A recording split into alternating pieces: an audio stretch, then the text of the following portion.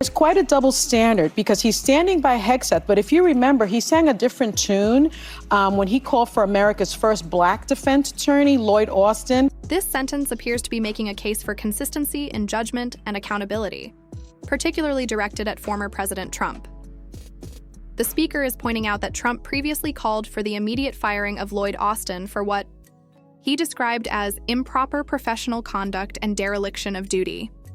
The implication here is clear. If those standards were valid back then, they should still apply now, presumably in reference to someone like Pete Hegseth or a similar figure facing controversy. The repeated phrase, "if that was the case then, that's the case now," is a rhetorical device emphasizing the need for equal treatment and consistency, a core argument often used to highlight perceived hypocrisy or shifting standards in politics. This commentary reinforces the theme of double standards, suggesting that Trump's reactions are not based on objective misconduct, but rather on who is involved, their identity, loyalty, or political usefulness. It challenges Trump, or his supporters, to explain why similar actions lead to different responses depending on the person. Ultimately, the statement pushes for accountability and transparency, advocating that principles shouldn't change based on convenience or affiliation. Here is Sunny Hostin. She's very upset that Pete Hegseth is not being fired by Donald Trump, and she tries to make a comparison that does not work out that well. This sentence seems to come from a conservative or critical perspective aimed at dismissing Sunny Hostin's argument. The speaker is downplaying Hostin's concerns by framing her as very upset and implying emotional overreaction. They specifically criticize her attempt to draw a parallel between Pete Hegseth and Lloyd Austin, suggesting that the comparison is weak or irrelevant. By saying she tries to make a comparison that does not work out that well, the speaker is challenging the validity of Hostin's argument without deeply engaging with the substance of her point, the potential double standard. This type of commentary often serves to deflect criticism by focusing on tone or delivery rather than content. In political discourse, especially on television or social media, such rhetorical moves are common. One side presents a critique, and the other counters by framing it as flawed or exaggerated. Here, the speaker seems more interested in undermining Hostin's credibility than in addressing whether or not there is a double standard in Trump's actions. Because Trump said Austin should be fired immediately for improper professional conduct and dereliction of duty. If that was the case then President Trump, that's the case now. Sunny Hostin's statement brings attention to the apparent inconsistency in Trump's actions and the underlying double standard that she suggests exists in his approach to certain individuals. Hostin highlights that while Trump is currently standing by Pete Hegseth, he previously demanded the resignation of Lloyd Austin, America's first black defense attorney. This comparison is aimed at pointing out the hypocrisy in Trump's behavior, showing support for one individual while publicly opposing another, for reasons that might be perceived as racially motivated or politically driven. In this context, Hostin is using the contrast between these two situations to criticize the double standards at play, emphasizing how political decisions or personal biases seem to shift based on circumstances or the individuals involved.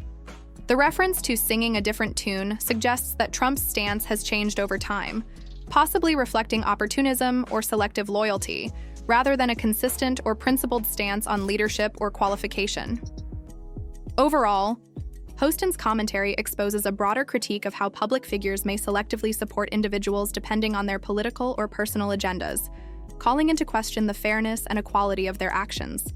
I think he doesn't want he's not going to say that J.D. Vance is a successor because he thinks he's his own successor. But does that mean that Obama can run also? Well, you would think so because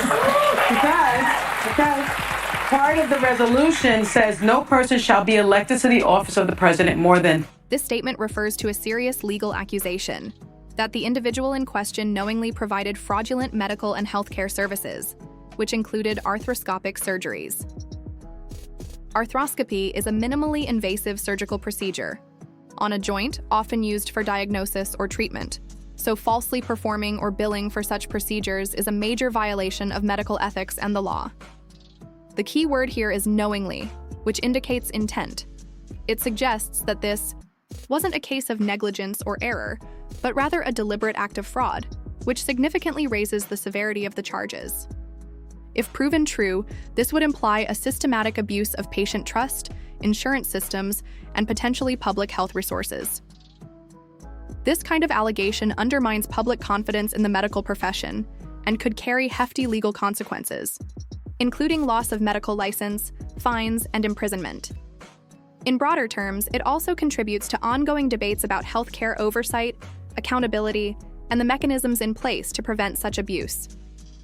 I've been criticizing them for 8 years for doing it, pointing out that it's not the job of the media to take sides. This snippet seems to be from a casual political discussion, where someone is analyzing Trump's possible views on succession, specifically regarding J.D. Vance.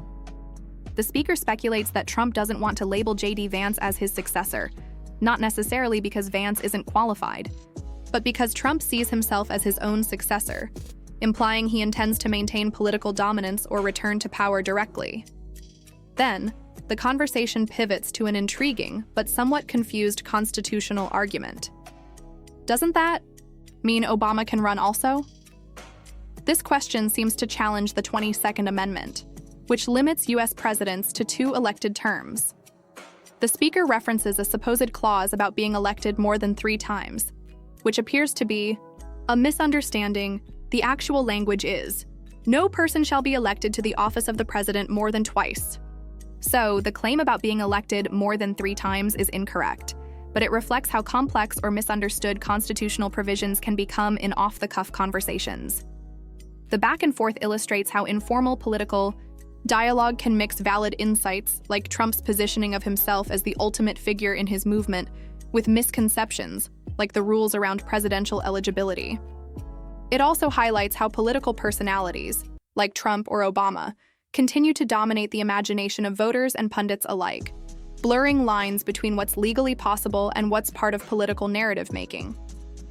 I would tell them to look at themselves very hard in the mirror and say, have we really not brought this on ourselves? In this fragmented statement, the speaker appears to be diving into a debate about education, particularly around teacher qualifications and the effectiveness of private versus public schools. They seem to be emphasizing that teachers, regardless of the school type, should be required to have proper training or a degree, a foundational argument for maintaining educational standards across the board. The speaker also mentions participating private school I get in, which seems to suggest a reference to school choice or voucher programs where students can attend private institutions through public funding. There's a personal element introduced, because I have children, which highlights how the speaker's perspective is informed by lived experience as a parent, comparing their public school background to someone else's, possibly a co-panelist's. Private school education. The most critical line is, there is zero statistical sign priv, likely an attempt to say that there is no statistical evidence that private schools perform better than public schools, especially when controlling for factors like funding, socioeconomic background, or teacher quality.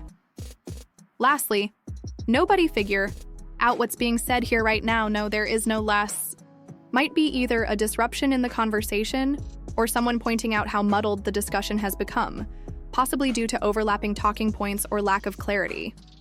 Overall, this exchange underscores the complexity and emotion tied to education debates, involving personal anecdotes, policy discussions, and the challenge of separating fact from opinion in live conversation settings.